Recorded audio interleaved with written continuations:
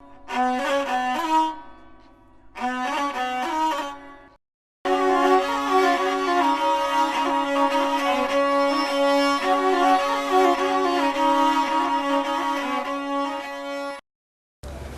Friends, ਅੱਜ ਜੋ ਆਪਾਂ ਚੈਪਟਰ ਜੋ ਸਟਾਰਟ ਕਰਨ ਜਾ ਰਹੇ ਹਾਂ ਉਸ ਚੈਪਟਰ ਦਾ ਨਾਮ ਹੈ ਪੀ ਬਲੌਕ ਤੇ ਕਲਾਸ ਹੈ ਆਪਣੀ +2। ਪੀ ਬਲੌਕ ਨੂੰ ਸਟਾਰਟ ਕਰਨ ਤੋਂ ਪਹਿਲਾਂ ਮੈਂ ਇੱਕ ਛੋਟੀ ਜਿਹੀ ਚੀਜ਼ ਨੋਟ ਡਾਊਨ ਕਰਦਾ।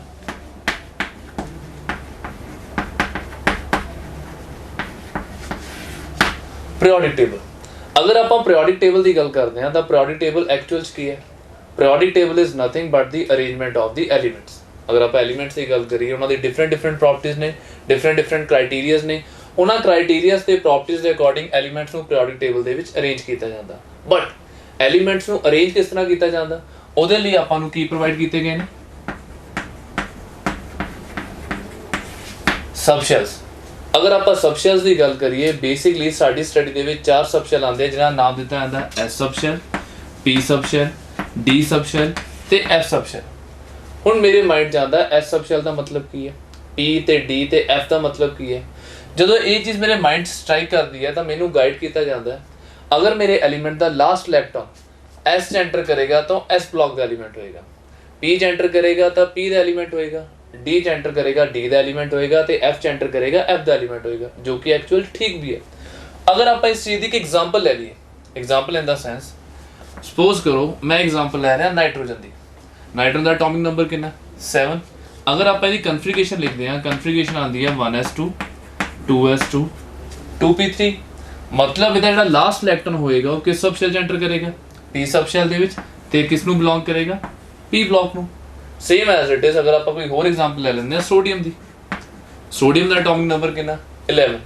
ਅਗਰ ਮੈਂ ਇਹਦੀ ਕਨਫੀਗਰੇਸ਼ਨ ਨੋਟ ਡਾਊਨ ਕਰਾਂ, ਇਹਦੀ ਕਨਫੀਗਰੇਸ਼ਨ ਆਏਗੀ 1s2 2s2 2p6 3s1। ਮਤਲਬ ਇਹਦਾ ਲਾਸਟ ਇਲੈਕਟ੍ਰੋਨ ਕਿਹੜੇ ਸਬਸ਼ੈਲ 'ਚ ਐਂਟਰ ਕਰ ਰਿਹਾ? ਐਸ ਸਬਸ਼ੈਲ ਦੇ ਵਿੱਚ। ਤੇ ਇਹ ਕਿਹਨੂੰ ਬਿਲੋਂਗ ਕਰੇਗਾ? ਐਸ ਬਲੌਕ ਨੂੰ। Same as it is D block ਵੀ ਹੁੰਦਾ ਆਪਣੇ ਕੋਲ, same as it is F block ਵੀ ਹੁੰਦਾ। ਬਟ ਇਸ ਵਾਰ ਜੋ ਆਪਾਂ ਐਕਸਪਲੇਨ ਕਰਨਾ ਹੈ ਉਸ ਚੈਪਟਰ ਦਾ ਨੇਮ ਕੀ ਹੈ? ਪੀ ਬਲੌਕ। ਪੀ ਬਲੌਕ ਨੂੰ ਐਕਸਪਲੇਨ ਕਰਨ ਦੇ ਲਈ ਜਦੋਂ ਮੈਂ ਆਪਣੇ ਪੀਰੀਓਡਿਕ ਟੇਬਲ ਨੂੰ ਥੋੜਾ ਜਿਹਾ ਧਿਆਨ ਨਾਲ ਦੇਖਦਾ ਤਾਂ ਮੇਰਾ ਪੀਰੀਓਡਿਕ ਟੇਬਲ 2 ਕੈਟਾਗਰੀਜ਼ 'ਚ ਡਿਵਾਈਡ ਹੈ। First one is the period, next one is the group. ਅਗਰ ਮੈਂ ਹੌਰੀਜ਼ੌਂਟਲੀ ਮੂਵ ਕਰਾਂ ਤਾਂ ਇਸ ਚੀਜ਼ ਨੂੰ ਨੇਮ ਕੀ ਦਿੱਤਾ ਜਾਂਦਾ?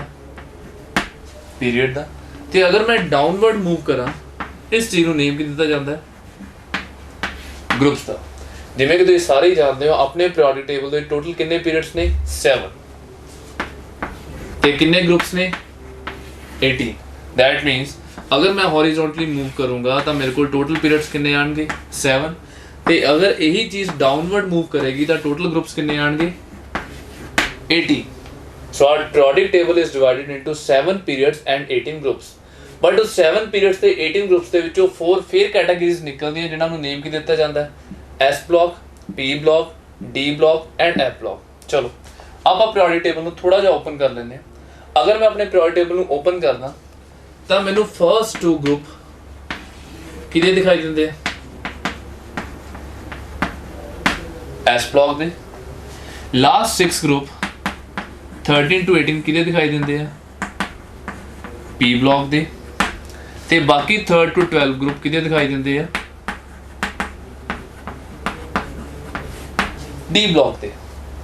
ਅਗਰ ਹੁਣ ਆਪਾਂ ਗਰੁੱਪਸ ਦੀ ਗੱਲ ਕਰੀਏ, ਐਸ ਵੀ ਕਵਰ ਹੋ ਗਿਆ, ਪੀ ਵੀ ਕਵਰ ਹੋ ਗਿਆ, ਡੀ ਵੀ ਕਵਰ ਹੋ ਗਿਆ, ਬਟ ਇੱਕ ਚੀਜ਼ ਹਲੇ ਹੋਰ ਪੈਂਡਿੰਗ ਹੈ ਜਿਹਨੂੰ ਨੇਮ ਦਿੱਤਾ ਜਾਂਦਾ ਹੈ ਐਫ ਬਲੌਕ ਦਾ।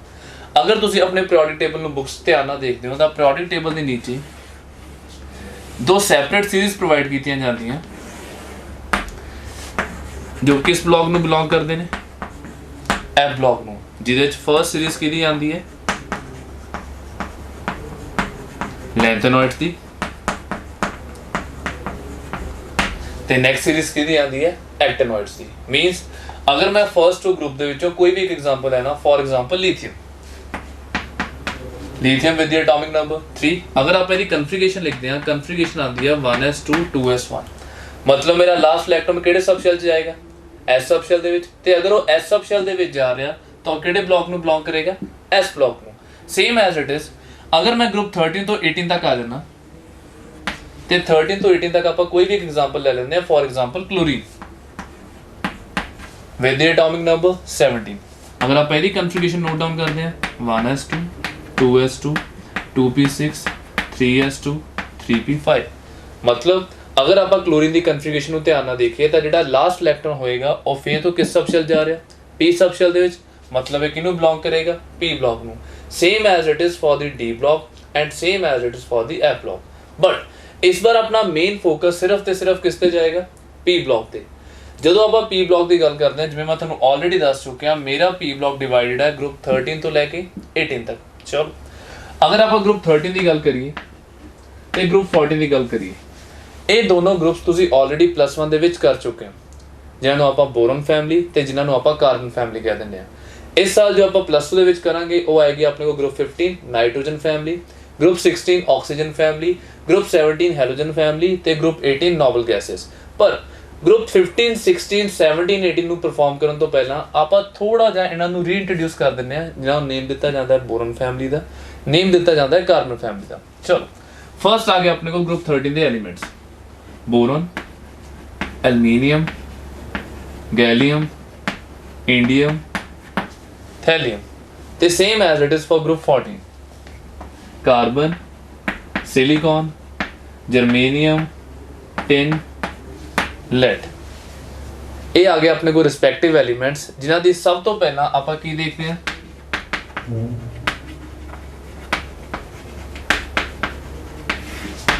Electronic configuration. ਜਦੋਂ ਮੈਂ ਇਲੈਕਟ੍ਰੋਨਿਕ ਕਨਫਿਗਰੇਸ਼ਨ ਦੀ ਗੱਲ ਕਰਦਾ ਤਾਂ ਸਭ ਤੋਂ ਪਹਿਲਾਂ ਚੀਜ਼ ਮੇਰੇ ਮਾਈਂਡ ਦੇ ਵਿੱਚ ਆਉਂਦੀ ਹੈ ਕਿ ਇਲੈਕਟ੍ਰੋਨਿਕ ਕਨਫਿਗਰੇਸ਼ਨ ਦਾ ਪਰਪਸ ਕੀ ਹੈ।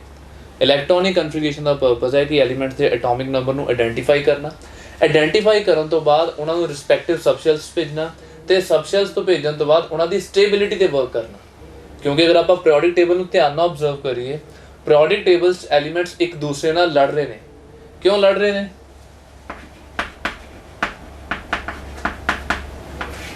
स्टेबिलिटी ਦੀ। स्टेबिलिटी दो तरीके ਨਾਲ ਆ ਸਕਦੀ ਹੈ, ਜਾਂ ਤਾਂ ਇਲੈਕਟ੍ਰੋਨ ਲੂਜ਼ ਕਰਕੇ ਜਾਂ ਫਿਰ ਇਲੈਕਟ੍ਰੋਨ ਗੇਨ ਕਰਕੇ। ਪਰ ਇੱਕ ਸਟੇਬਿਲਿਟੀ ਲਿਆਉਣ ਦਾ ਕ੍ਰਾਈਟੇਰੀਆ ਹੋਰ ਵੀ ਹੈ ਕਿ ਅਗਰ ਕੋਈ ਐਲੀਮੈਂਟ ਇਲੈਕਟ੍ਰੋਨ ਲੂਜ਼ ਨਹੀਂ ਕਰ ਸਕਦਾ, ਕੋਈ ਐਲੀਮੈਂਟ ਇਲੈਕਟ੍ਰੋਨ ਗੇਨ ਨਹੀਂ ਕਰ ਸਕਦਾ, ਤਾਂ ਉਸ ਇਲੈਕਟ੍ਰੋਨ ਦੀ ਆਪਾਂ ਕਰਵਾ ਦਿੰਦੇ ਹਾਂ ਮਿਊਚੁਅਲ ਸ਼ੇਅਰਿੰਗ। ਮਤਲਬ ਦੋ ਤਰ੍ਹਾਂ ਦੇ ਬੌਂਡ ਨੇ ਜੋ ਸਟੇਬਿਲਿਟੀ ਲੈ ਕੇ ਆਉਂਦੇ ਨੇ। First one is the ionic bond and next one is the covalent bond. ਤੇ ਜਦੋਂ ਆਪਾਂ ਗਰੁੱਪ 13 ਤੇ ਜਾਂਦੇ ਹਾਂ, ਸਭ ਤੋਂ ਪਹਿਲਾਂ ਮੇਰੇ ਮਾਈਂਡ 'ਚ ਜੋ ਚੀਜ਼ ਆਉਂਦੀ ਹੈ ਦੈਟ ਇਜ਼ ਦੀ ਕਨਫਿਗਰੇਸ਼ਨ। ਤੇ ਕਨਫਿਗਰੇਸ਼ਨ ਦੇ ਲਈ ਮੈਨੂੰ ਸਭ ਤੋਂ ਪਹਿਲਾਂ ਕੀ ਚਾਹੀਦਾ? Atomic number. ਹੁਣ ਅਗਰ ਐਲੀਮੈਂਟਸ ਦੀ ਗੱਲ ਕਰੀਏ ਤਾਂ ਐਲੀਮੈਂਟਸ ਇੰਨੇ ਜ਼ਿਆਦਾ ਨੇ ਆਪਣੇ ਕੋਲ ਕਿ ਹਰ ਐਲੀਮੈਂਟ ਦਾ ਐਟੋਮਿਕ ਨੰਬਰ ਯਾਦ ਕਰਨਾ ਮੇਰੇ ਲਈ ਬਹੁਤ ਜ਼ਿਆਦਾ ਡਿਫਿਕਲਟ ਹੈ। ਮੈਨੂੰ ਇਹ ਲੱਗਦਾ ਕਿ ਮੇਰਾ ਦਿਮਾਗ ਇੰਨਾ ਵਰਕ ਨਹੀਂ ਕਰ ਰਿਹਾ ਕਿ ਇਕੱਲੇ ਐਲੀਮੈਂਟ ਤੇ ਜਾਵਾਂ, ਉਸ ਐਲੀਮੈਂਟ ਨੂੰ ਲਰਨ ਕਰਾਂ। ਤਾਂ ਮੈਂ ਕੋਸ਼ਿਸ਼ ਕਰਦਾ ਕਿ ਮੈਨੂੰ ਕੋਈ ਈਜ਼ੀ ਟੈਕਨੀਕ ਪ੍ਰੋਵਾਈਡ ਕੀਤੀ ਜਾਵੇ ਤੇ ਉਸ ਟੈਕਨੀਕ ਨੂੰ ਫੋਲੋ ਕਰਦੇ ਹੋਏ ਆਪਾਂ ਐਲੀਮੈਂਟਸ ਦੇ ਐਟੋਮਿਕ ਨੰਬਰ ਨੂੰ ਲਰਨ ਕਰ ਸਕੀਏ। ਚਲੋ ਇਸ ਟੈਕਨੀਕ ਨੂੰ ਫੋਲੋ ਕਰਨ ਦੇ ਲਈ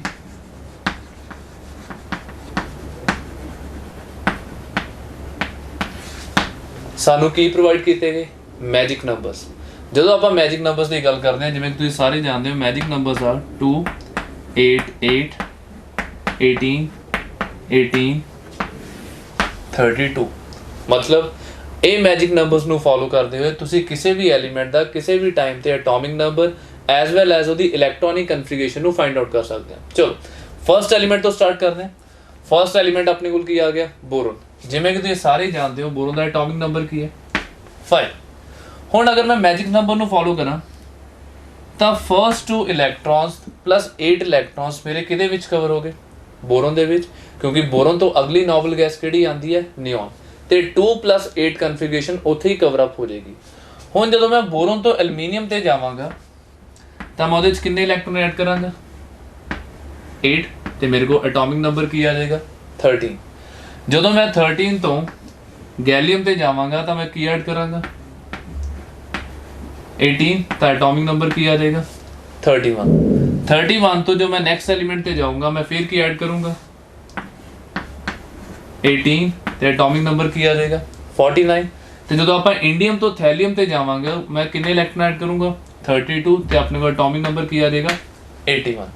ਮੀ without having any external effort ਆਪਾਂ ਸਿਰਫ ਐਲੀਮੈਂਟ ਦੇ ਐਟੋਮਿਕ ਨੰਬਰ ਨੂੰ as it is find out ਕਰ ਸਕਦੇ ਹਾਂ ਬਾਈ ਯੂਜ਼ਿੰਗ ਦੀ ਕਨਸੈਪਟ ਔਰ by taking the help of the magic numbers. Boron, aluminium, gallium, indium and thallium ਸਿਰਫ ਤੇ ਸਿਰਫ ਆਪਾਂ ਬੋਰੋਨ ਦਾ ਐਟੋਮਿਕ ਨੰਬਰ ਲਰਨ ਕਰਾਂਗੇ, ਦੈਟ ਇਜ਼ 5।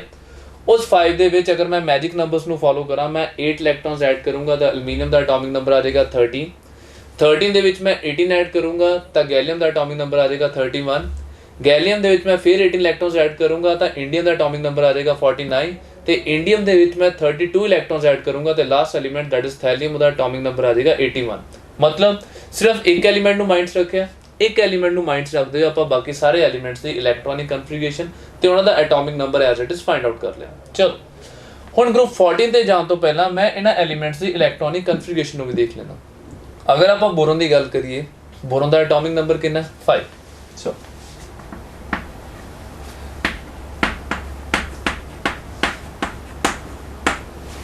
ਬੋਰੋਨ ਦੇ ਲਈ ਕਨਫੀਗਰੇਸ਼ਨ ਕੀ ਆ ਗਈ? 1s2 2s2 2p1। ਠੀਕ ਹੈ, ਹੁਣ ਆਪਾਂ ਆ ਜਾਂਦੇ ਹਾਂ ਐਲੂਮੀਨੀਅਮ ਤੇ। 1s2 2s2 2p6 3s2 3p1। Aluminium ਦੀ ਕਨਫੀਗਰੇਸ਼ਨ ਵੀ ਠੀਕ ਹੈ, ਪਰ ਹੁਣ ਮੇਰੇ ਮਾਈਂਡ 'ਚ ਆਉਂਦਾ ਕਿ ਜਦੋਂ ਮੈਂ ਗੈਲੀਅਮ ਤੇ ਜਾਊਂਗਾ, ਗੈਲੀਅਮ ਦਾ ਐਟੋਮਿਕ ਨੰਬਰ ਕਿੰਨਾ ਹੈ? 31। ਇੰਨੇ ਜ਼ਿਆਦਾ ਹਾਈ ਐਟੋਮਿਕ ਨੰਬਰ ਦੇ ਇਲੈਕਟ੍ਰੋਨਿਕ ਕਨਫੀਗਰੇਸ਼ਨ ਲਿਖਣਾ ਮੇਰੇ ਲਈ ਕੁਝ ਡਿਫਿਕਲਟ ਹੋ ਜਾਂਦਾ। ਤਾਂ ਮੈਂ ਟੀਚਰ ਤੋਂ ਡਿਮਾਂਡ ਕਰਦਾ ਕਿ ਮੈਨੂੰ ਕੁਝ ਈਜ਼ੀ ਕ੍ਰਾਈਟੇਰੀਆ ਪ੍ਰੋਵਾਈਡ ਕੀਤਾ ਜਾਵੇ ਤੇ ਉਸ ਕ੍ਰਾਈਟੇਰੀਆ ਨੂੰ ਫੋਲੋ ਕਰਕੇ ਮੈਂ elements the configuration as it is mention ਕਰ ਸਕਾਂ। ਠੀਕ ਹੈ, ਜਦੋਂ ਹੁਣ ਆਪਾਂ ਗੈਲੀਅਮ ਤੇ ਜਾਂਦੇ ਹਾਂ, ਬੋਰੋਨ ਤੇ ਐਲੂਮੀਨੀਅਮ 'ਚ ਇੱਕ ਕਾਮਨ ਚੀਜ਼ ਕੀ ਆਉਂਦੀ ਹੈ? ਜਦੋਂ ਮੈਂ ਬੋਰੋਨ ਦੀ ਗੱਲ ਕਰਦਾ ਤਾਂ ਆਊਟਰ ਸ਼ੈਲ ਕਨਫੀਗਰੇਸ਼ਨ ਕੀ ਆਉਂਦੀ ਹੈ? 2s2 2p1। ਜਦੋਂ ਮੈਂ ਬੋਰੋਨ ਤੋਂ ਐਲੂਮੀਨੀਅਮ ਤੇ ਜਾਣਾ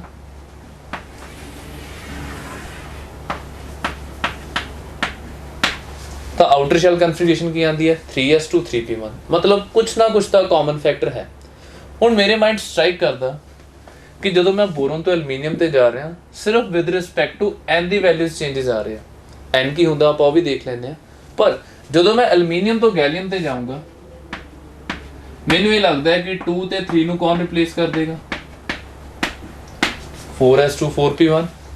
ਇੰਡੀਅਮ ਦੇ ਵਿੱਚ 5s2 5p1 ਤੇ ਥੈਲੀਅਮ ਦੇ ਵਿੱਚ 6s2 6p1।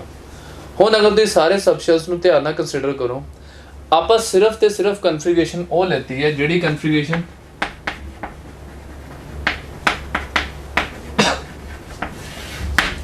Outer most shell ਦੇ ਵਿੱਚ ਆਉਂਦੀ ਹੈ। ਐਕਚੁਅਲ ਦੇ ਵਿੱਚ ਆਪਾਂ ਕਰਦੇ ਕੀ ਹਾਂ, ਜਦੋਂ ਆਪਾਂ ਐਲੀਮੈਂਟਸ ਦੇ ਐਟੋਮਿਕ ਨੰਬਰ ਲਿਖਦੇ ਹਾਂ, ਐਟੋਮਿਕ ਨੰਬਰ ਲਿਖਣ ਤੋਂ ਬਾਅਦ ਇਲੈਕਟ੍ਰੋਨਿਕ ਕਨਫੀਗਰੇਸ਼ਨ ਆਉਂਦੀ ਹੈ। ਤਾਂ ਇਲੈਕਟ੍ਰੋਨਿਕ ਕਨਫੀਗਰੇਸ਼ਨ ਦੇ ਵਿੱਚ ਮੈਨੂੰ ਸਿਰਫ ਉਹ ਇਲੈਕਟ੍ਰੋਨਸ ਦੀ ਰਿਕੁਆਇਰਮੈਂਟ ਹੁੰਦੀ ਹੈ ਜਿਹੜੇ ਇਲੈਕਟ੍ਰੋਨਸ ਕਿੱਥੇ ਪਏ ਹੁੰਦੇ ਨੇ? ਆਊਟਰ ਮੋਸਟ ਸ਼ੈਲ ਦੇ ਵਿੱਚ। ਦਾ ਰੀਜ਼ਨ ਬਿਹਾਈਂਡ ਦੈਟ, ਉਹ ਤੋਂ ਪਹਿਲਾਂ ਜਿੰਨੇ ਵੀ ਸਬ ਸ਼ੈਲਸ ਆਉਂਦੇ ਨੇ, ਉਹ ਸਬ ਸ਼ੈਲਸ ਦੇ ਵਿੱਚ ਜਿਹੜੇ ਐਲੀਮੈਂਟ ਦੀ ਇਲੈਕਟ੍ਰੋਨਿਕ ਕਨਫੀਗਰੇਸ਼ਨ ਆਉਂਦੀ ਹੈ, ਉਹ ਕਨਫੀਗਰੇਸ਼ਨ ਕਿਹਦੀ ਹੁੰਦੀ ਹੈ?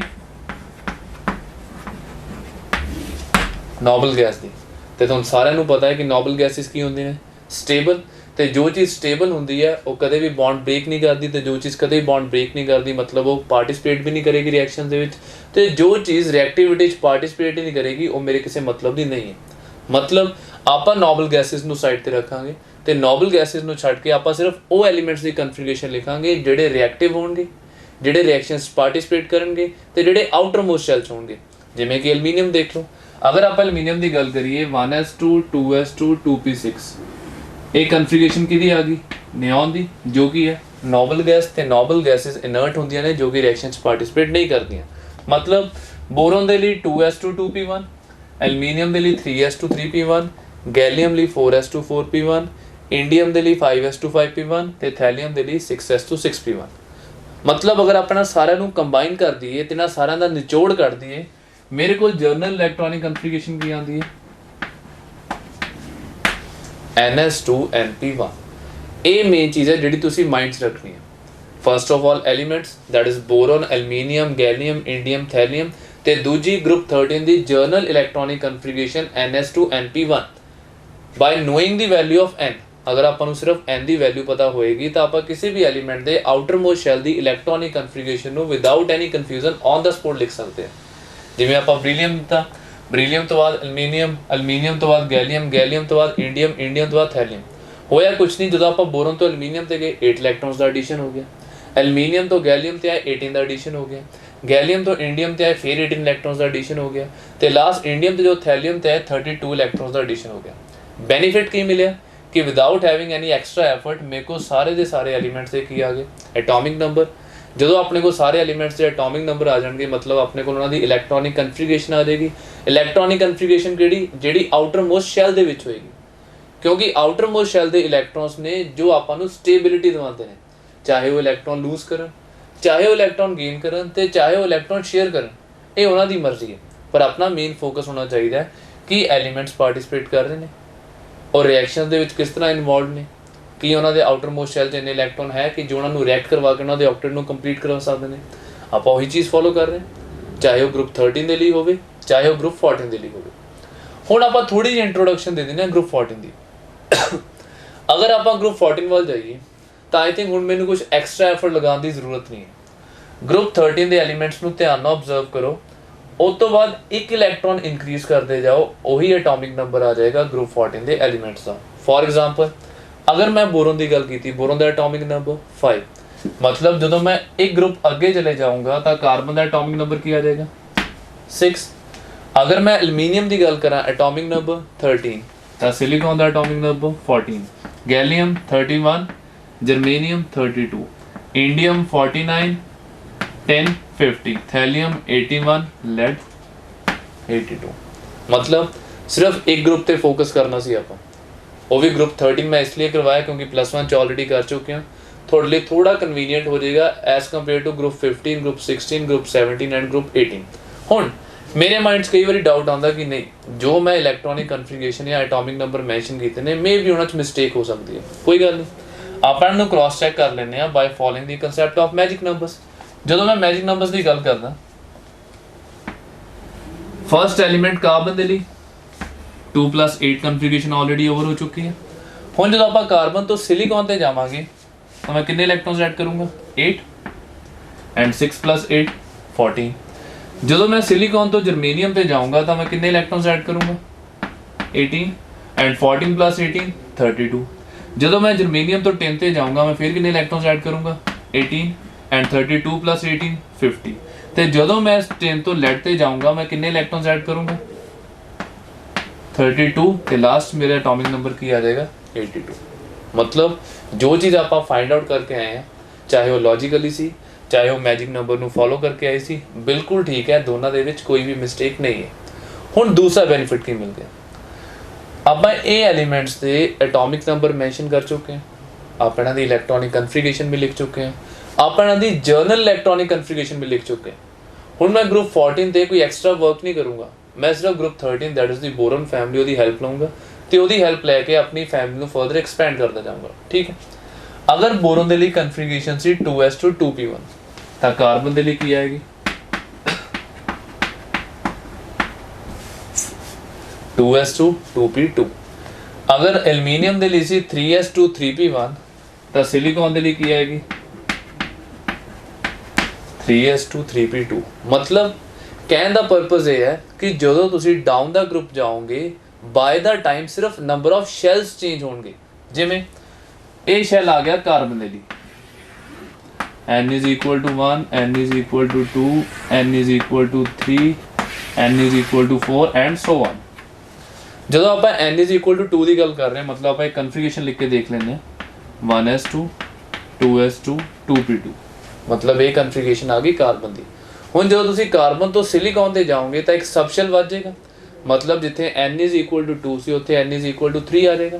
ਤੇ ਜਦੋਂ ਤੁਸੀਂ ਸਿਲੀਕॉन ਤੋਂ ਜਰਮੇਨੀਅਮ ਤੇ ਜਾਓਗੇ ਥਰਡ ਸਬਸ਼ੈਲ ਕਿੰਨਾ ਰਿਪਲੇਸ ਹੋ ਜਾਏਗਾ 4 ਸਬਸ਼ੈਲ।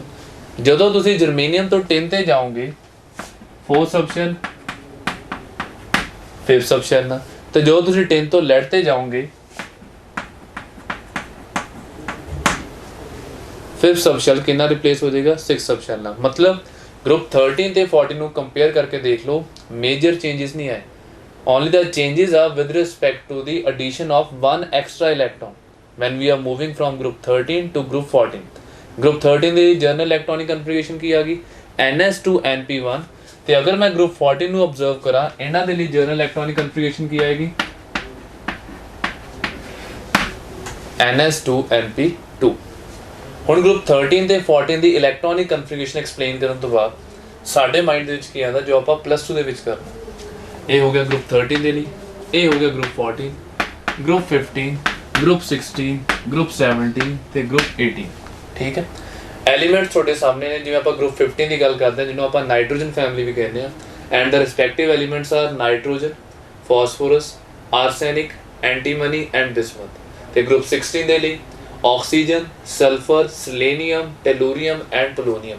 ਗਰੁੱਪ 17 ਜਿਹਨੂੰ ਆਪਾਂ ਹੈਲੋਜਨ ਫੈਮਿਲੀ ਕਹਿੰਦੇ ਆ, ਤੇ ਸਾਨੂੰ ਇਹ ਵੀ ਪਤਾ they are the most electronegative in the periodic table. ਤੇ ਉਹਦੇ ਐਲੀਮੈਂਟਸ ਜੋ ਪਾਰਟਿਸਿਪੇਟ ਕਰਦੇ ਨੇ fluorine, chlorine, bromine, iodine and last one is the astatine. ਤੇ ਗਰੁੱਪ 18 ਜੋ ਸਭ ਤੋਂ ਸਟੇਬਲ ਮੰਨਿਆ ਜਾਂਦਾ ਪੂਰੇ ਪੀਰੀਓਡਿਕ ਟੇਬਲ ਦੇ ਵਿੱਚ, ਜਿਹਨੂੰ ਆਪਾਂ ਨਾਮ ਦਿੰਦੇ ਆ ਨੋਬਲ ਗੈਸਸ ਦਾ, ਤੇ ਉਹਦੇ ਐਲੀਮੈਂਟਸ ਨੇ ਨਿਓਨ, ਆਰਗਨ, ਕ੍ਰਿਪਟੋਨ, ਜ਼ੀਨੋਨ ਐਂਡ ਰੇਡੋਨ। ਇੱਕ ਐਲੀਮੈਂਟ ਜਿਹਦਾ ਮੈਂ ਨਾਮ ਨਹੀਂ ਮੈਂਸ਼ਨ ਕੀਤਾ, ਉਹ ਐਲੀਮੈਂਟ ਹੈ ਆਪਣੇ ਕੋਲ ਹੀਲੀਅਮ, ਕਿਉਂਕਿ ਆਪਾਂ ਨੂੰ ਵੀ ਪਤਾ ਜਦੋਂ ਹੀਲੀਅਮ ਦੀ ਗੱਲ ਕਰਦੇ ਆ ਤਾਂ ਹੀਲੀਅਮ ਦਾ ਗਰੁੱਪ 15, 16, 17, 18 ਦੇ ਨਾਲ ਪੀ ਬਲੌਕਸ ਪਾਰਟਿਸਿਪੇਟ ਨਹੀਂ ਕਰਦਾ। ਹੁਣ ਜਿਵੇਂ ਤੁਸੀਂ ਸਾਰੇ ਕਰ ਚੁੱਕੇ ਹੋ, ਗਰੁੱਪ 13 ਦੀ ਜਰਨਲ ਇਲੈਕਟ੍ਰੋਨਿਕ ਕਨਫਿਗਰੇਸ਼ਨ ਕੀ ਆਈ ਸੀ? NS2np1। ਗਰੁੱਪ 14 ਦੀ NS2np2। ਹੁਣ ਜਦੋਂ ਆਪਾਂ ਗਰੁੱਪ 14 ਤੋਂ 15 ਤੇ ਜਾਵਾਂਗੇ, ਪਹਿਲੀ ਚੀਜ਼ ਮਾਈਂਡ 'ਚ ਕੀ ਆਉਂਦੀ ਹੈ ਕਿ ਐਲੀਮੈਂਟਸ ਦਾ ਐਟੋਮਿਕ ਨੰਬਰ ਕਿਸ ਤਰ੍ਹਾਂ ਲਿਖਣਾ। ਐਟੋਮਿਕ ਨੰਬਰ ਲਿਖਣ ਦੇ ਲਈ ਮੈਂ ਫਿਰ ਵੀ ਟੈਕਨੀਕ ਫੋਲੋ ਕਰਦਾ। ਚਲੋ ਆਪਾਂ ਗਰੁੱਪ 13 ਤੇ 14 ਨੂੰ ਇੱਕ ਸਾਈਡ ਤੇ ਰੱਖ ਦਿੰਦੇ ਹਾਂ, ਕਿਉਂਕਿ ਪਲੱਸ 2 ਬ੍ਰੈਂਡ ਨਿਊ ਚੈਪਟਰ ਆਪਾਂ ਸਟਾਰਟ ਕਰਨ ਜਾ ਰਹੇ ਹਾਂ। ਤਾਂ ਆਪਾਂ ਨਾਈਟ੍ਰੋਜਨ ਦਾ ਐਟੋਮਿਕ ਨੰਬਰ ਲਿਖਦੇ ਹਾਂ 7। ਹਾਂ, ਪਰ ਇੱਕ ਚੀਜ਼ ਮੇਰੇ ਕੋਲ ਹੈ, ਮੈਂ ਮੈਜਿਕ ਨੰਬਰਸ ਨੂੰ ਫੋਲੋ ਕਰ ਸਕਦਾ। ਇਹ ਆ ਗਿਆ ਆਪਣੇ ਕੋਲ ਮੈਜਿਕ ਨੰਬਰਸ। ਅਗਰ ਆਪਾਂ ਮੈਜਿਕ ਨੰਬਰਸ ਦੀ ਗੱਲ ਕਰੀਏ ਤਾਂ ਫਰਸਟ ਐਲੀਮੈਂਟ ਆ ਗਿਆ ਨਾਈਟ੍ਰੋਜਨ, ਜਿਹਦੇ ਵਿੱਚ 2+8 ਦੀ ਕਨਫਿਗਰੇਸ਼ਨ ਕਵਰ ਹੋ ਗਈ। ਹੁਣ ਜਦੋਂ ਆਪਾਂ ਨਾਈਟ੍ਰੋਜਨ ਤੋਂ ਫਾਸਫੋਰਸ ਤੇ ਜਾਵਾਂਗੇ ਤਾਂ ਮੈਂ ਕਿੰਨੇ ਇਲੈਕਟ੍ਰੋਨਸ ਐਡ ਕਰੂੰਗਾ? 8। ਤਾਂ ਐਟੋਮਿਕ ਨੰਬਰ ਕੀ ਆ ਜਾਏਗਾ? 50। ਹੁਣ ਜਦੋਂ ਮੈਂ ਫਾਸਫੋਰਸ ਤੋਂ ਆਰਸੈਨਿਕ ਤੇ ਜਾਊਂਗਾ ਫਿਰ 18, ਐਟੋਮਿਕ ਨੰਬਰ ਕੀ ਆ ਜਾਏਗਾ? 33। ਜਦੋਂ ਮੈਂ ਆਰਸੈਨਿਕ ਤੋਂ ਐਂਟੀਮਨੀ ਤੇ ਜਾਊਂਗਾ ਮੈਂ ਫਿਰ ਕਿੰਨੇ ਇਲੈਕਟ੍ਰੋਨਸ ਐਡ ਕਰੂੰਗਾ? 18। ਤੇ ਐਟੋਮਿਕ ਨੰਬਰ ਕੀ ਆ ਜਾਏਗਾ? 51। ਜਦੋਂ ਮੈਂ ਐਂਟੀਮਨੀ ਤੋਂ ਬਿਸਮਥ ਤੇ ਜਾਊਂਗਾ ਤਾਂ ਮੈਂ ਇਲੈਕਟ੍ਰੋਨਸ ਕਿੰਨੇ ਐਡ ਕਰੂੰਗਾ? ਤੇ ਐਟੋਮਿਕ ਨੰਬਰ ਕੀ ਆ ਜਾਏਗਾ? 83। ਹੁਣ ਕੁਝ ਨਹੀਂ ਕਰਨਾ, ਥੋੜਾ ਜਿਹਾ ਖੁਦ ਨੂੰ ਰਿਵਾਈਂਡ ਕਰੋ। ਰਿਵਾਈਂਡ ਕਰਨ ਤੋਂ ਬਾਅਦ ਦੇਖੋ ਕਿ 2 ਮਿੰਟ ਪਹਿਲਾਂ ਜੋ ਆਪਾਂ ਗਰੁੱਪ 14 ਕਰਕੇ ਆਏ ਸੀ ਕਿ ਉਹਦੇ ਨਾਲ ਇਲੈਕਟ੍ਰੋਨਿਕ ਕਨਫਿਗਰੇਸ਼ਨ ਮੈਚ ਕਰਦੀ ਹੈ। ਚਲੋ, ਕਾਰਬਨ ਦਾ ਐਟੋਮਿਕ ਨੰਬਰ ਕਿੰਨਾ ਲਿਖਿਆ ਸੀ ਆਪਾਂ? 6, ਸਿਲੀਕਨ ਦਾ 14, ਜਰਮੇਨੀਅਮ ਦਾ 32, ਟਿਨ ਦਾ 50, ਲੈਡ ਦਾ 82। ਉਹ ਤੋਂ ਪਹਿਲਾਂ ਵਾਲੇ ਗਰੁੱਪ ਤੇ ਵੀ ਆ ਜਾਂਦੇ ਆ। ਬੋਰਨ ਦਾ ਐਟੋਮਿਕ ਨੰਬਰ 5, ਐਲੂਮੀਨੀਅਮ ਦਾ ਐਟੋਮਿਕ ਨੰਬਰ 13, ਗੈਲੀਅਮ ਦਾ ਐਟੋਮਿਕ ਨੰਬਰ 31, ਇੰਡੀਅਮ ਦਾ ਐਟੋਮਿਕ ਨੰਬਰ 41, ਥੈਲੀਅਮ ਦਾ ਨੰਬਰ 81। ਮਤਲਬ ਅਗਰ ਤੁਸੀਂ ਤਿੰਨੇ ਐਲੀਮੈਂਟਸ ਨੂੰ ਧਿਆਨ ਨਾਲ ਆਬਜ਼ਰਵ ਕਰੋ ਜੋ ਕਿ ਗਰੁੱਪ 13 ਦੇ ਵਿੱਚ ਨੇ, ਗਰੁੱਪ 14 ਦੇ ਵਿੱਚ ਨੇ, ਗਰੁੱਪ 15 ਦੇ ਵਿੱਚ ਨੇ। ਬੋਰਨ ਦਾ ਐਟੋਮਿਕ ਨੰਬਰ 5, ਕਾਰਬਨ ਦਾ ਐਟੋਮਿਕ ਨੰਬਰ 6, ਨਾਈਟ੍ਰੋਜਨ ਦਾ ਐਟੋਮਿਕ ਨੰਬਰ 7, ਐਲੂਮੀਨੀਅਮ ਦਾ 13, ਸਿਲੀਕਨ ਦਾ 14 ਤੇ ਫਾਸਫੋਰਸ ਦਾ 15, ਜਰਮੇਨੀਅਮ ਦਾ 32, ਆਰਸੈਨਿਕ ਦਾ 33, ਟਿਨ ਦਾ 50, ਲੈਡ ਦਾ 51। ਅਗਰ ਆਪਾਂ SN ਦੀ ਗੱਲ ਕਰੀਏ ਤਾਂ ਆਪਣੇ ਕੋਲ ਦੋ ਐਲੀਮੈਂਟ ਆ ਜਾਂਦੇ ਆ। First one is the SN ਜਿਹਨੂੰ ਆਪਾਂ ਕਹਿੰਦੇ ਆ 10। 10 ਦਾ ਐਟੋਮਿਕ ਨੰਬਰ ਆਪਣੇ ਕੋਲ ਕਿੰਨਾ ਆ ਗਿਆ? 50। ਇਹੀ ਆਪਾਂ ਐਂਟੀਮਨੀ ਤੇ ਜਾਂਦੇ ਆ ਤਾਂ ਐਟੋਮਿਕ ਨੰਬਰ ਆ ਜਾਂਦਾ 51। ਲਾਸਟ ਜਾਂਦੇ ਆਪਾਂ ਲੈਡ ਤੇ, ਐਟੋਮਿਕ ਨੰਬਰ 82 ਤੇ ਬਿਸਮਥ ਦਾ ਐਟੋਮਿਕ ਨੰਬਰ ਆ ਜਾਂਦਾ 83। ਹੁਣ ਆਪਾਂ ਕੁਝ ਨਹੀਂ ਕਰਨਾ, ਬਾਕੀ ਦੇ ਜੋ ਐਲੀਮੈਂਟਸ ਹੋਣਗੇ ਸਿਰਫ ਉਹਨਾਂ ਨੂੰ ਲਰਨ ਕਰਨਾ, ਚਾਹੇ ਉਹ ਗਰੁੱਪ 16 ਦੇ ਨੇ ਜਿਹਨੂੰ ਆਪਾਂ ਆਕਸੀਜਨ ਫੈਮਿਲੀ ਕਹਿੰਦੇ ਆ, oxygen, sulphur, selenium, tellurium and ਪੋਲੋਨੀਅਮ।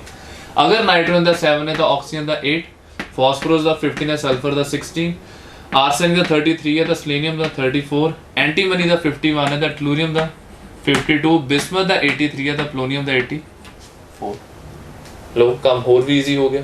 ਇਹੀ ਗਰੁੱਪ 17 ਤੇ ਜਾਓਗੇ, ਆਕਸੀਜਨ ਲਈ 8 ਹੈ ਤਾਂ ਫਲੋਰੀਨ ਲਈ 9, ਸਲਫਰ ਲਈ 16 ਹੈ, ਕਲੋਰੀਨ ਲਈ 17, ਸਲੇਨੀਅਮ ਲਈ 34 ਹੈ ਤਾਂ ਬ੍ਰੋਮੀਨ ਲਈ 35, ਟੈਲੂਰੀਅਮ ਲਈ 52 ਹੈ ਤਾਂ ਆਇਓਡੀਨ ਲਈ 53, ਪੋਲੋਨੀਅਮ ਲਈ 84 ਹੈ ਤਾਂ ਐਸਟੋਨਾਈਨ ਲਈ 85।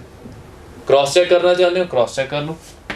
9 + 8 17, 17 + 18 35, 35 + 18 53 एंड 53 + 32 85।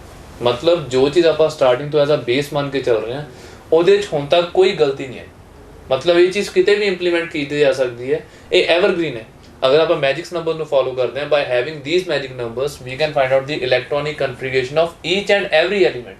तो उसको क्रैम नहीं करना, क्रैम करने की जगह कोशिश करनी है कि एलिमेंट्स को याद करो, उन्होंने सिंबल माइंड च रखो, क्योंकि सिंबल तो बिना एलिमेंट कुछ भी नहीं है।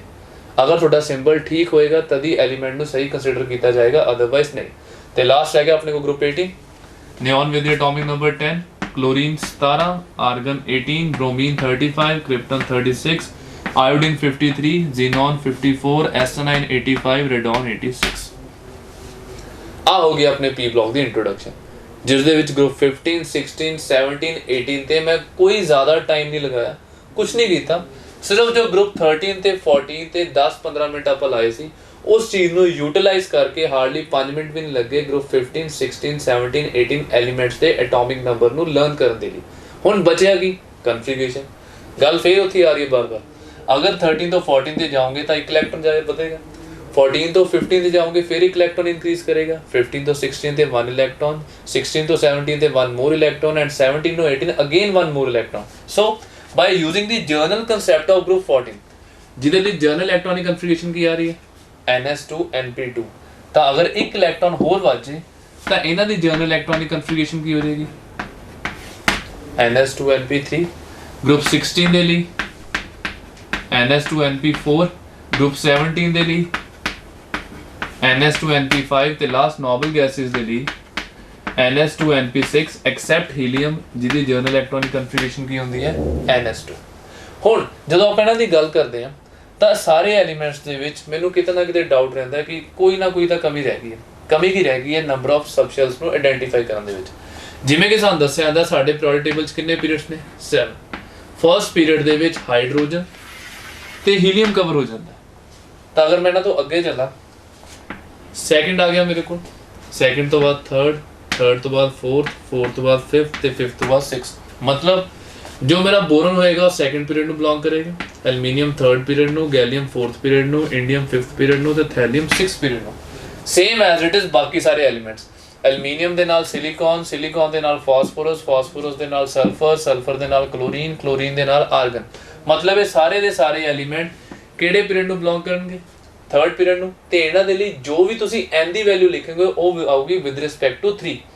ਉਸ ਤੋਂ ਨੀਚੇ ਵਾਲੇ ਐਲੀਮੈਂਟਸ ਤੇ ਚਲੇ ਜਾਓ, ਗੈਲੀਅਮ, ਜਰਮੇਨੀਅਮ, ਆਰਸੈਨਿਕ, ਸਲੇਨੀਅਮ, ਬ੍ਰੋਮੀਨ, ਕ੍ਰਿਪਟਨ।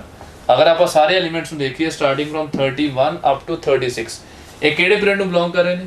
ਫੋਰਥ ਪੀਰੀਅਡ ਨੂੰ। ਮਤਲਬ ਅਗਰ ਤੁਸੀਂ ਕੋਈ ਵੀ ਐਲੀਮੈਂਟ ਚੱਕ ਲਓ, ਫੋਰ ਐਗਜ਼ਾਮਪਲ ਮੈਂ ਕਹਿ ਰਿਹਾ ਆਰਸੈਨਿਕ, ਆਰਸੈਨਿਕ ਦੇ ਲਈ ਜਰਨਲ ਇਲੈਕਟ੍ਰੋਨਿਕ ਕਨਫਿਗਰੇਸ਼ਨ ਕੀ ਆ ਰਹੀ ਹੈ ns2np3। ਮਤਲਬ ਤੁਸੀਂ ਕੁਝ ਨਹੀਂ ਕਰਨਾ, ਆਰਸੈਨਿਕ ਦੇਖੋ ਕਿਹੜੇ ਪੀਰੀਅਡ ਨੂੰ ਬਿਲੋਂਗ ਕਰ ਰਿਹਾ ਤੇ ਉਹਦੇ ਚੱਕ ਕੇ n ਦੀ ਵੈਲਿਊ ਨੂੰ ਪੁੱਟ ਕਰ ਦਿਓ। ਮਤਲਬ ਆਰਸੈਨਿਕ ਲਈ ਕਨਫਿਗਰੇਸ਼ਨ ਕੀ ਆ ਜਾਏਗੀ 4s2 4p3। ਆਈ ਥਿੰਕ ਉਹਨੇ ਬਹੁਤ ਜ਼ਿਆਦਾ ਕਨਵੀਨੀਅੰਟ ਹੋ ਗਿਆ। ਇਹਦੇ ਵਿੱਚ ਤੁਸੀਂ ਐਕਸਟਰਾ ਕੁਝ ਨਹੀਂ ਕਰਨਾ, ਸਿਰਫ ਤੇ ਸਿਰਫ ਐਲੀਮੈਂਟਸ ਦੀ ਇਲੈਕਟ੍ਰੋਨਿਕ ਕਨਫਿਗਰੇਸ਼ਨ ਯਾਦ ਰੱਖੋ, ਉਸ ਕਨਫਿਗਰੇਸ਼ਨ ਨੂੰ ਫੋਲੋ ਕਰਦੇ ਹੋਏ ਲਾਸਟ ਦੇ ਵਿੱਚ ਉਹਨਾਂ ਦੀ ਜਰਨਲ ਇਲੈਕਟ੍ਰੋਨਿਕ ਕਨਫਿਗਰੇਸ਼ਨ ਲਿਖੋ, ਜਿਹਦੇ ਤੋਂ ਪੂਰੇ ਦਾ ਪੂਰਾ ਪੀਰੀਓਡਿਕ ਟੇਬਲ ਈਜ਼ੀਲੀ ਐਕਸਪਲੇਨ ਹੋ ਜਾਏਗਾ। ਹੁਣ ਲਾਸਟ ਦੇ ਵਿੱਚ ਜੋ ਚੀਜ਼ ਇੱਕ ਬਾਕੀ ਰਹਿ ਗਈ ਹੈ ਉਹ ਹੈ ਨਾ ਜਰਨਲ ਪ੍ਰੋਪਰਟੀਜ਼ ਨੂੰ ਐਕਸਪਲੇਨ ਕਰਨਾ। ਹੁਣ ਇਹਨਾਂ ਐਲੀਮੈਂਟ ਦੀ ਸਾਰਿਆਂ ਦੀ ਜਰਨਲ ਇਲੈਕਟ੍ਰੋਨਿਕ ਕਨਫਿਗਰੇਸ਼ਨ ਦੇ ਵਿੱਚ ਲਾਸਟ ਦੇ ਵਿੱਚ ਆਪਣੇ ਕੋਲ ਬਚਦਾ ਕੀ ਹੈ? ਜਦੋਂ ਆਪਾਂ ਪੀ ਬਲੌਕ ਐਲੀਮੈਂਟਸ ਦੀ ਗੱਲ ਕਰਦੇ ਹਾਂ ਤਾਂ ਮੈਨੂੰ ਇਹੀ ਦੱਸਿਆ ਜਾਂਦਾ ਹੈ ਕਿ ਜੋ ਪੀ ਬਲੌਕ ਦੇ ਐਲੀਮੈਂਟਸ ਹੁੰਦੇ ਨੇ ਉਹ ਕੀ ਹੁੰਦੇ ਨੇ? Non metals. ਨੌਨ ਮੈਟਲਸ ਕੀ ਹੁੰਦੀਆਂ ਨੇ? ਜੋ ਇਲੈਕਟ੍ਰੋਨ ਗੇਨ ਕਰਦੀਆਂ ਨੇ। ਪਰ ਅਗਰ ਆਪਾਂ ਆਪਣੇ ਪੀਰੀਓਡਿਕ ਟੇਬਲ ਨੂੰ ਧਿਆਨ ਨਾਲ ਡੈਪਥ 'ਚ ਦੇਖੀਏ, ਕੁਝ ਐਲੀਮੈਂਟਸ ਇਦਾਂ ਆਉਂਦੇ ਆ ਜੋ ਐਜ਼ ਅ ਨੌਨ ਮੈਟਲ ਸਿਰਫ ਐਕਟ ਨਹੀਂ ਕਰਦੇ। ਅਗਰ ਆਪਾਂ ਗਰੁੱਪ 13 ਤੋਂ ਲੈ ਕੇ 18 ਤੱਕ ਜਾਈਏ, that is boron family, carbon family, nitrogen family, oxygen family, halogen family, and last one is the noble gases. Elements like boron, silicon, germanium, arsenic, tin, tellurium and polonium, ਇਹ ਸਾਰੇ ਦੇ ਸਾਰੇ ਐਲੀਮੈਂਟਸ ਆਪਣੇ ਕੋਲ ਕੀ ਹੁੰਦੇ ਨੇ? ਮੈਟਲੋਇਡਸ। ਮਤਲਬ ਜੋ ਇਲੈਕਟ੍ਰੋਨ ਲੂਜ਼ ਵੀ ਕਰ ਸਕਦੇ ਨੇ ਤੇ ਇਲੈਕਟ੍ਰੋਨ ਗੇਨ ਵੀ ਕਰ ਸਕਦੇ ਨੇ। ਤੇ ਇਸ ਚੀਜ਼ ਦੇ ਜੋ ਲੈਫਟ ਹੈਂਡ ਸਾਈਡ ਤੇ ਹੋਏਗਾ aluminium, gallium, indium, ਥੈਲੀਅਮ, tin and lead, ਇਹ ਸਾਰੇ ਦੇ ਸਾਰੇ ਐਸਾ ਕੀ ਐਕਟ ਕਰਨਗੇ? ਮੈਟਲਸ। ਤੇ ਇਸ ਬਾਕਸ ਦੇ ਜੋ ਰਾਈਟ ਹੈਂਡ ਸਾਈਡ ਤੇ ਹੋਏਗਾ ਇਹ ਸਾਰੇ ਐਸ ਦੇ ਐਸ ਕੀ ਐਕਟ ਕਰਨਗੇ? Non metals. ਮੀਨ ਤੁਸੀਂ ਮਾਈਂਡ 'ਚ ਰੱਖ ਕੇ ਚੱਲਣਾ, ਕੁਛ ਨਹੀਂ ਕਰਨਾ, ਸਿਰਫ ਤੇ ਸਿਰਫ ਮੈਟਲੋਇਡਸ ਨੂੰ ਮਾਈਂਡ ਸੈਟ ਕਰ ਲਓ ਕਿ ਹਾਂਜੀ ਮੇਰੇ ਕੋਲ ਬੋਰੋਨ ਆ ਗਿਆ, ਮੇਰੇ ਕੋਲ ਸਿਲੀਕਨ ਆ ਗਿਆ, ਮੇਰੇ ਕੋਲ ਜਰਮੇਨੀਅਮ ਆ ਗਿਆ, ਮੇਰੇ ਕੋਲ ਆਰਸੈਨਿਕ ਆ ਗਿਆ, ਮੇਰੇ ਕੋਲ ਐਂਟੀਮਨੀ ਆ ਗਿਆ, ਮੇਰੇ ਕੋਲ ਟੈਲੂਰੀਅਮ ਆ ਗਿਆ, ਮੇਰੇ ਕੋਲ ਪਲੋਨੀਅਮ ਆ ਗਿਆ। ਇਹ ਜੋ ਆਪਣੇ ਕੋਲ ਐਲੀਮੈਂਟਸ ਨੇ, these are the 7 elements which act as a metalloids. Metalloid mean which have the tendency to lose as well as to gain electron. On moving extreme left there are elements ਜੋ ਐਸਾ ਕੀ act ਕਰਦੇ ਨੇ? Metals. ਮਤਲਬ ਜੋ electron loose ਕਰ ਸਕਦੇ ਨੇ। and on moving extreme right ਉਹ ਸਾਰੇ ਐਲੀਮੈਂਟਸ ਆਪਣੇ ਕੋਲ ਆ ਜਾਂਦੇ ਨੇ ਜੋ ਐਜ਼ ਅ ਕੀ ਐਕਟ ਕਰਦੇ ਨੇ ਨਾਨ ਮੈਟਲਸ। ਮਤਲਬ ਪੀ ਬਲੌਕ ਐਲੀਮੈਂਟਸ ਦੇ ਵਿੱਚ ਵੀ ਮਿਕਸਚਰ ਹੈ, ਮਿਕਸਚਰ ਮੈਟਲਸ ਦਾ, ਮਿਕਸਚਰ ਨਾਨ ਮੈਟਲਸ ਦਾ ਤੇ ਮਿਕਸਚਰਸ ਮੈਟਲੋਇਡਸ ਦਾ। ਤਾਂ ਇਹ ਚੀਜ਼ ਮਾਈਂਡ 'ਚ ਰੱਖ ਕੇ ਚੱਲਣੀ ਹੈ ਕਿ ਜਦੋਂ ਆਪਾਂ ਪੀ ਬਲੌਕ ਨੂੰ ਸਟਾਰਟ ਕਰਨਾ, ਪੀ ਬਲੌਕ ਸਿਰਫ ਇੱਕ ਚੀਜ਼ ਮਾਈਂਡ 'ਚ ਨਹੀਂ ਰੱਖਣੀ ਕਿ ਐਲੀਮੈਂਟ ਸਿਰਫ ਤੇ ਸਿਰਫ ਇਲੈਕਟ੍ਰੋਨ ਗੇਨ ਕਰੇਗਾ। ਐਲੀਮੈਂਟ ਕਿਸੇ ਵੀ ਤਰ੍ਹਾਂ ਪਾਰਟਿਸਿਪੇਟ ਕਰ ਸਕਦਾ ਹੈ, ਚਾਹੇ ਉਹ ਇਲੈਕਟ੍ਰੋਨ ਲੂਜ਼ਿੰਗ ਜਾਂ ਗੇਨਿੰਗ ਦੇ ਥਰੂ ਹੋਵੇ, ਚਾਹੇ ਉਹ ਇਲੈਕਟ੍ਰੋਨ ਲੂਜ਼ਿੰਗ ਦੇ ਥਰੂ ਹੋਵੇ, ਚਾਹੇ ਉਹ ਇਲੈਕਟ੍ਰੋਨ ਗੇਨਿੰਗ ਦੇ ਥਰੂ ਹੋਵੇ। That will depend upon the reaction path ਕਿ ਹਾਂਜੀ ਆਪਾਂ ਕਿਸ ਤਰ੍ਹਾਂ ਦਾ ਰਿਐਕਸ਼ਨ ਕਰ ਰਹੇ ਹਾਂ, ਉਹਦੀ ਕਿਸ ਤਰ੍ਹਾਂ ਦਾ ਰਿਐਕਟੀਵਿਟੀ ਹੈ, ਚਾਹੇ ਉਹ ਫਿਜ਼ੀਕਲ ਪ੍ਰੋਪਰਟੀ ਦੇ ਅੰਡਰ ਹੈ, ਚਾਹੇ ਉਹ ਕੈਮੀਕਲ ਪ੍ਰੋਪਰਟੀ ਦੇ ਅੰਡਰ ਹੈ। ਤਾਂ ਪੀ ਬਲੌਕ ਸਟਾਰਟ ਕਰਨ ਤੋਂ ਪਹਿਲਾਂ ਜੋ ਬੇਸਿਕ ਰਿਕੁਆਇਰਮੈਂਟ ਸੀ ਉਹ ਸਾਰੀ ਰਿਕੁਆਇਰਮੈਂਟ ਤੁਹਾਨੂੰ ਪ੍ਰੋਵਾਈਡ ਕਰ ਦਿੱਤੀ ਗਈ ਹੈ। ਆਈ ਹੋਪ ਤੁਸੀਂ ਇਸ ਚੀਜ਼ ਨੂੰ ਚੰਗੀ ਤਰ੍ਹਾਂ ਰਿਵਾਈਜ਼ ਕਰੋਗੇ। ਰਿਵਾਈਜ਼ ਕਰਨ ਤੋਂ ਬਾਅਦ ਇਹਨੂੰ ਇੰਪਲੀਮੈਂਟ ਕਰਕੇ ਦੇਖਣਾ, ਕਿਉਂਕਿ ਜਦ ਤੱਕ ਤੁਸੀਂ ਇਸ ਚੀਜ਼ ਨੂੰ ਇੰਪਲੀਮੈਂਟ ਤੇ ਘਰ ਬੈਠ ਕੇ ਟਰਾਈ ਨਹੀਂ ਕਰਦੇ, ਇਸ ਚੀਜ਼ ਨੂੰ ਕਰਨ ਦਾ ਕੋਈ ਫਾਇਦਾ ਨਹੀਂ। ਤੇ ਆਪਾਂ ਨੈਕਸਟ ਲੈਕਚਰ ਜ਼ਰੂਰ ਮਿਲਾਂਗੇ, ਤਦ ਤੱਕ ਇਸ ਚੀਜ਼ ਨੂੰ ਰਿਵਾਈਜ਼ ਕਰੋ। Thank you.